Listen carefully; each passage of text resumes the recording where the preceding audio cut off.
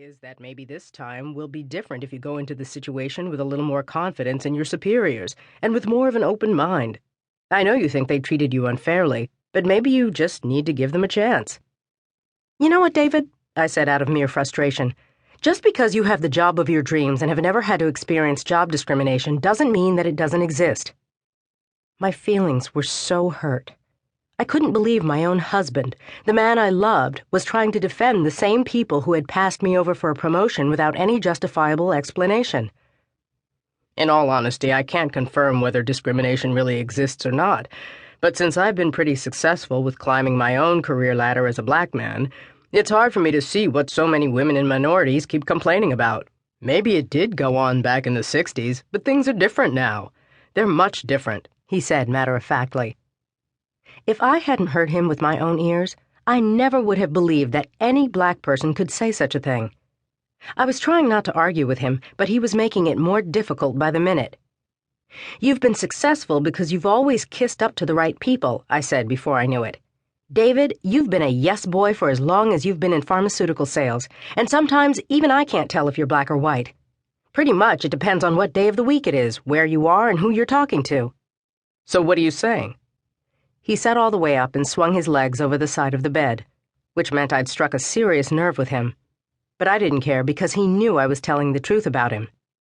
Let's just leave this alone, I said, and pulled open the dresser drawer, because I really don't want to fight with you about this. No, I want you to tell me what you mean, since you know me so damn well. He was steaming, and I could tell from his tone that this argument was only going to escalate. What I was planning to say next wasn't going to make things any better. Tell you what? That you didn't start out this way, but now you've completely lost your identity? That you've forgotten where you came from?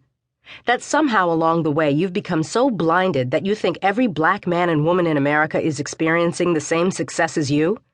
That some of your white colleagues make derogatory jokes about black people on a frequent basis, and you actually laugh louder than they do? I mean, what else do I have to point out for you to understand what I'm saying? A joke is a joke, and just because you don't have a decent sense of humor, that's not my problem. I laughed and sighed at the same time, because I couldn't believe he didn't get what I was trying to tell him. David, some of your friends even use the word nigger to your face and then pretend like it's okay because they're only joking around.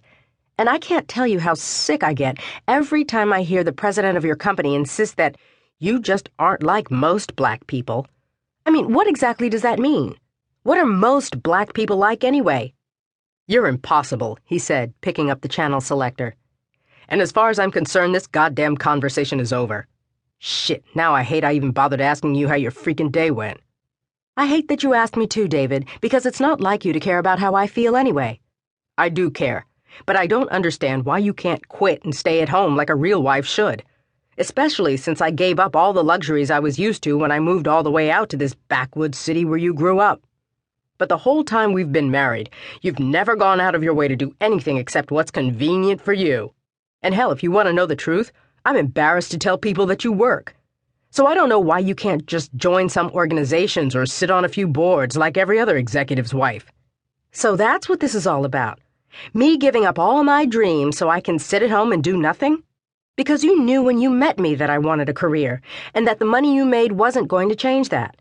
My mother raised me to be self-reliant, and that's why I didn't rush to get married before I was 30.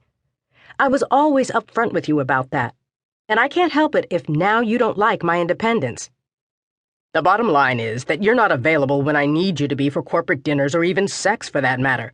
All you do is work ridiculous hours, trying unsuccessfully to prove how good you are, and then you scream how tired you are when you get home.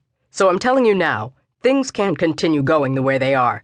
And I think it's time for you to decide what your priorities are. My priorities are the same as they were when you first asked me to marry you. And what about your own work schedule? You're hardly ever here, and when you are, you're always planning the next business trip. Well, in case you hadn't noticed, Anise, I'm a very well-paid executive, and that means I don't have the luxury of blowing off my responsibilities the way some people do. My job requires much more than just sitting behind some desk making a few phone calls. So what exactly are you trying to say? I asked. That given the menial jobs you've always had, I don't expect you to understand what it takes to walk in my shoes. I don't believe you, David. I can't believe you've become so